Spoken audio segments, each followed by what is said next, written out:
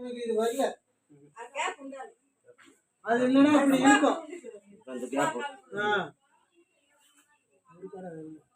அது மாதிரி நாம கட்டி போட்டு ஒரு 10 நாள் கழிச்சு இன்னொரு டைம் வா, வந்து பார்த்துட்டு போ, உடம்பெல்லாம் ஃப்ரீ ஆகிடும். இப்போ பாரு வேர்வை எப்படி வருது பாரு. இப்போதான் உடம்பு ஃபுல்லாக ரத்த ஓட்டம் ஓடுது. போய் வீட்டில் கை வரல கால் வரல எல்லாம் சுற்றி விட, ரொட்டேஷன் பண்ணி விட. இந்த 5 ஸ்விம்முக்கெல்லாம் போக வேணாம்.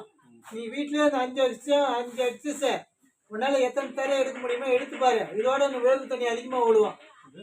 உடம்புல இருக்கிற வேர்வை தண்ணியெல்லாம் வந்துட்டா உள்ளே இருக்கிற அழுக்கெல்லாம் வெளியே வந்து ரத்த ஓட்டம் நல்லா ஃப்ரீயாக வேலை செய்யும். நரம்பு ப்ரெஸ்ஸிங் ஆகிட்டு இருக்குது, ஜவ்வு வெளியேன்றதுன்னு நிறைய பேர் அவசரப்படுறவங்க இருக்கிறாங்க. சேலத்தில் வந்தீங்கன்னா நான் அட்ரஸ் சொல்கிறேன்.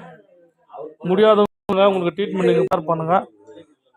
தேவை உடம்பு சரியாதவங்களுக்கு நீங்களும் பகுத்தறிவு சொல்லுங்கள். என்னென்ன நம்பர்ஸ் கொடுக்குறோம் அதை கான்டாக்ட் பண்ணுங்கள். நான் சொல்கிறேன். நான் நன்றி.